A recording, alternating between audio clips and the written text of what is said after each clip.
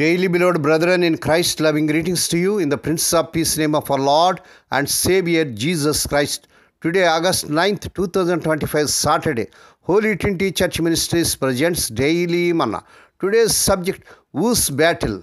Whose Battle? Now let us open our Bibles and read a verse from 1 Samuel 17 chapter 47th verse. And all this assembly shall know that the Lord saveth not with sword and spear, for the battle is the Lord's, and he will give you into our hands. May God add his blessings through the reading of his precious word.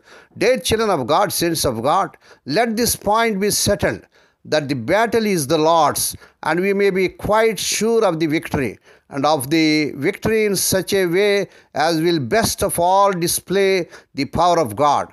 The Lord is too much forgotten by all men, yea, even by the assemblies of Israel. And when there is an opportunity to make men see that the great first cause can achieve his purposes without the power of man, it is a priceless occasion which should be well employed. Even Israel looks too much to sword and spear. It is a grand thing to have no sword in the hand of David, and yet for David to know that his God will overthrow a whole army of alliance. Praise God. If we are indeed contending for truth and righteousness, let us not tarry till we have talent or wealth or any other form of visible power at our disposal. But with such stones as we find in the brook, and with our own unusual sling, let us run to meet the enemy. If it were our standing up for Lord Jesus and warring in his strength alone, who can withstand us without a trace of hesitancy? Let us face Philistines, for the Lord of hosts is with us, and who can be against us?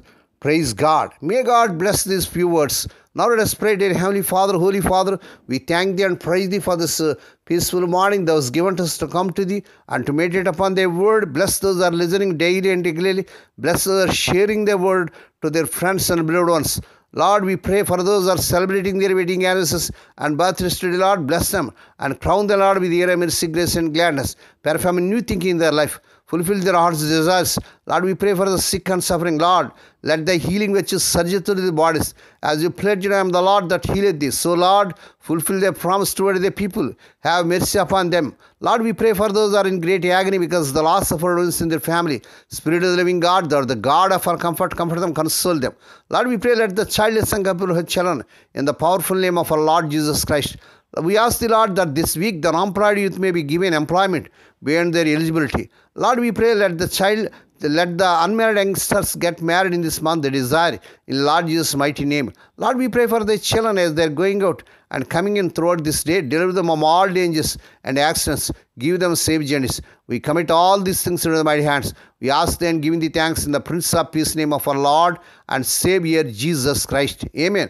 May the grace of our Lord Jesus Christ and the love of God and the fellowship of the Holy Spirit be with us all now and evermore. Amen.